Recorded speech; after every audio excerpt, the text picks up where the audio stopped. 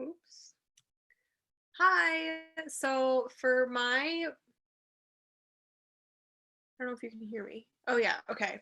So for my presentation for this project, experience design for temporary spaces and lasting audience impact, I chose the brand The Ordinary.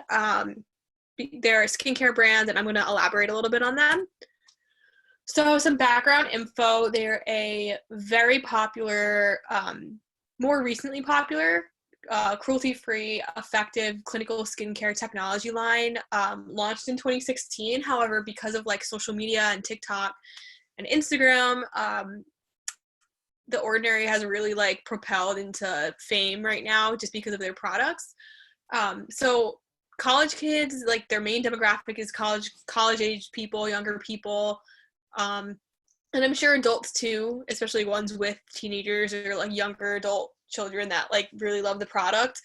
But they're very affordable. So as opposed to some normal skincare lines that like it's $60 for one type of mask, the whole essence of The Ordinary is that they make these really great masks available for like, like an affordable price, and it tells you exactly what is in the product.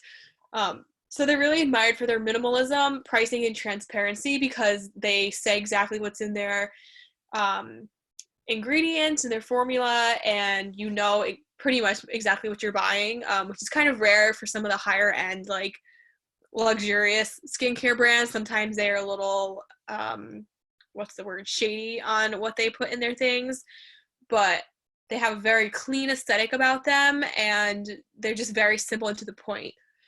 So their parent company is Decium, pretty sure that's how you say it, and they have a couple other companies under their umbrella. They were launched in 2011, but they regrouped and released The Ordinary in 2016. So this is a little bit about their aesthetic. As you can see, their packaging is very minimalistic and plain. You have black, white, and gray. And as for the labels and the bottles, you have black, white, and gray with like a gradient as well. And as you can see in their packaging, when I talk about like the straight to the point what the name of their product is, you can see that they have like, for example, the one on the right, the glycolic acid 7% toning solution. It's not called like magic toner and like with some names that don't really tell you what the product is. They have the scientific name of the actual skincare product, which a lot of people really admire them for. So the setting for this would be BeautyCon 2020, as with the Glossier project that I did, my last project. They're very interactive, like creative convention for all things beauty and skincare. So I have an example here of just LA Girl, which is a makeup brand.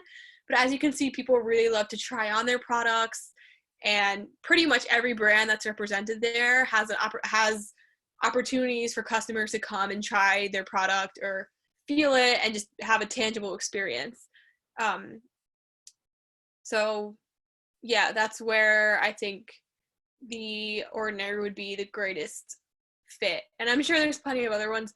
However, keep in mind that this whole idea is pre-COVID-19. I would be curious to see how conventions like this are run in the future in terms of trying things on that other people try on. And I know that in and of itself has been changed a lot. In my own job at Ulta, in terms of testers and stuff, we kind of had to destroy every single tester before we closed for the season or however long this lasts.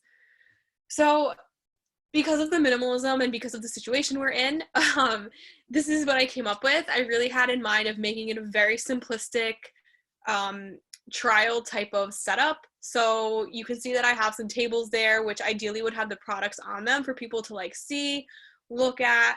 And then there's sinks and mirrors there. And I don't know if anyone has ever been in Bath and Body Works, but they have sinks there for you to try their soaps, a mirror. So you really have the experience of trying the product on and, seeing what it does to you or how it feels, and you're able to wash it off right there as well. So I stuck with simple colors because they are a very minimalistic brand. So I don't think that anything over the top would really fit in with them very well.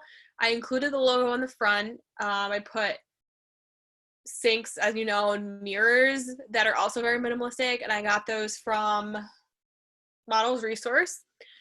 So yeah, I actually did put a lot of detail into this, and I'm proud of it, even given the circumstances of maybe not being able to have as much detail as you would have in class. But after watching the videos and like remembering everything that I learned in class, this is what I got to put together. And I also put, so this is a farther out shot of the setup, but I also put this girl here to signify what the clients would look like, minus her arms being horizontal. I tried to move her arms, but it just wasn't going to work out. All the pixels were really not working out for me, but that's ideally the customer experience that we'd want them to have, is to look at the tables of products, go to a mirror with a sink, try something on, see, and, you know, really just see what it does for them, and hopefully end up earning them profit by selling their product. And as an example, in this slide, the one on the left is one of their most popular products, and for some reason or another got famous on TikTok for being like this mask that really does great things for your skin, but it looks like blood. So people are raving about it.